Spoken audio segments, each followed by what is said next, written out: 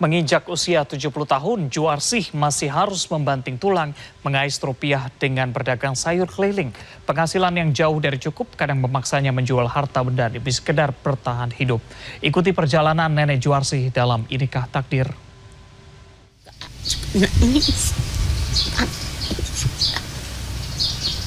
Merasa ada ibu dari dulu ini aja. Sedih, saya bilang, ya Allah, kapan saya bisa ngebahagiain orang tua saya? Saya nggak kuat hidup seperti ini terus. Saya pengen lihat ibu saya itu bahagia. Nenek, sayang.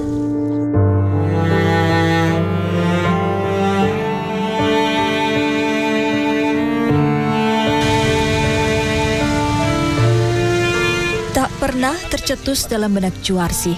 Di hari tuanya, ia masih harus membanting tulang berkeliling kampung berjualan sayur. Fisiknya tak lagi sekuat dulu. Beragam sayuran yang ia bawa ini tak jarang membuatnya didera rasa sakit yang hebat, mulai leher sampai pinggang. Namun, kondisi ekonomi yang sulit membuat nenek Juarsih harus tetap menjajakan sayur setiap hari. Tepat pukul 6 pagi, wanita yang akrab disapa Nenek Juju oleh para pelanggannya ini mulai berjualan. Ia bergegas menuju Pasar Pejuang, Kota Bekasi, tidak jauh dari kediamannya. Pagi ini Nenek Juju membawa uang Rp100.000 untuk membeli beberapa jenis sayuran. Jenis dan banyaknya sayur yang ia beli tak pernah sama setiap hari, tergantung kondisi keuangan. Bila uang yang diperoleh pada hari sebelumnya lebih banyak, nenek bisa membeli beberapa jenis sayuran seperti hari ini. Namun, bila penjualan sedang lesu, biasanya nenek hanya membeli beberapa ikat sayur. Seluruh sayuran ia letakkan di tampah usang yang sudah menemaninya berjualan selama bertahun-tahun. Biasanya, nenek mengambil untung Rp500-Rp1.000 untuk setiap ikat sayur yang ia jual. Nenek Juju sudah berdagang sayuran sejak masih muda. Sebelum 2013, nenek menjajakan sayuran di kampung halamannya di Sukabumi, Jawa Barat. Masalah keluarga memaksanya angkat kaki dari kampung halaman tercinta dan tinggal menumpang di kediaman anak sematawayangnya di Kota Bekasi, Jawa Barat. Suka nangis. Merasa ada ibu dari dulu ini aja.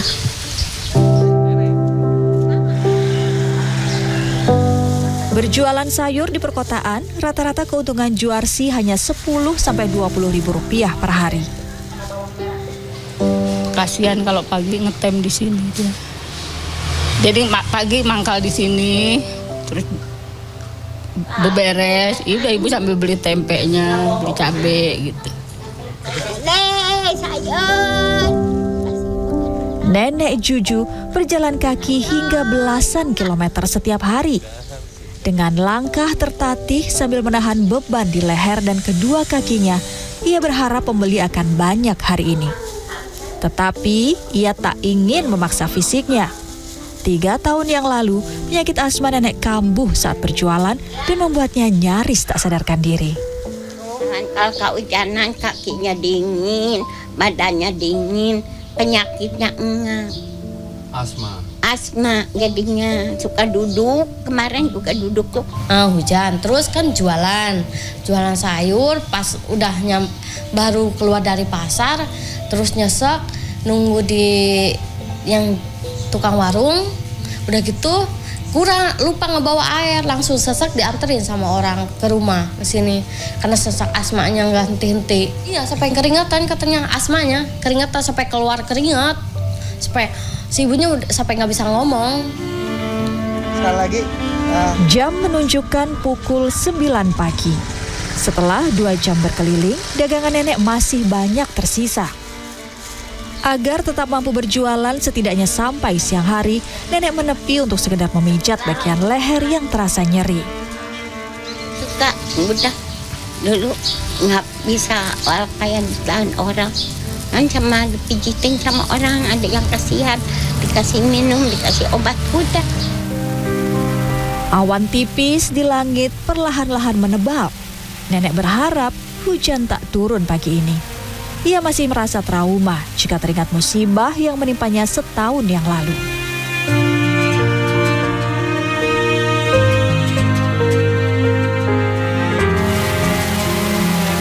Dari sini kan hujan pagi, berangkat dari rumah, gerimis. Itu mungkin ada mobil yang buru-buru juga, kan masih gelap ya, namanya hujan kan nggak kelihatan. Terus kan di tampannya itu kan penuh sayuran.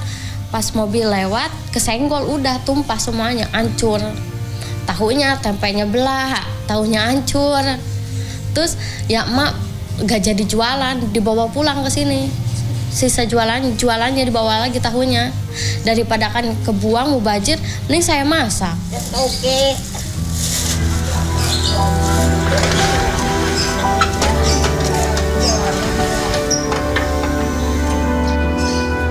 Hasil penjualannya menjelang siang hari membuat senyum di bibir nenek merekah.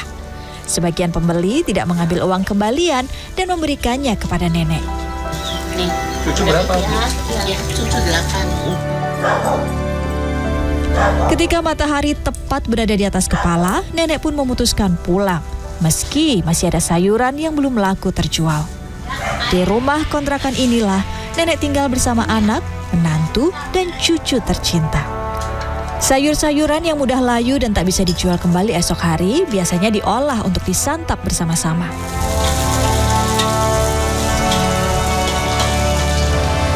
Kasihan, kalau nggak kasihan nggak mungkin. Nggak mungkin teh uang nenek jangan ada yang punya sabun, nggak ada untuk dia minum, nggak ada dia untuk itu cucu saya. Siapa yang ngasih itu nenek? Banyak dia nenek nggak bohong. Sang anak dan menantu juga hidup dalam kesulitan ekonomi. Mereka terkadang meminta bantuan kepada Juarsih. Saya cuma bisa berdoa semoga ibu saya tuh bisa diam di rumah, biar saya yang kerja, biar saya yang cari nafkah. Kasihan ibu saya tiap hari jualan terus pulang jualan. Ibu saya suka ngap, pengen ibu saya tuh diam duduk gitu nungguin cucu, biar saya yang kerja mencari nafkah. Pengen seperti itu sih. Ibu dan anak ini pernah terpaksa menjual beberapa barang untuk sekedar membeli beras dan susu untuk sang cucu. Walaupun hidup berkekurangan, bagi nenek Juarsih dan Yulia, ini masih lebih baik ketimbang menetap di kampung halaman. Di hari tuanya, doa dan harap nenek sederhana saja, yakni agar Yang Maha Kuasa senantiasa memberinya kesehatan agar ia tetap bisa mencari nafkah. Rian Fernando, Dwi Agung Yuldiarto, Bekasi, Jawa Barat.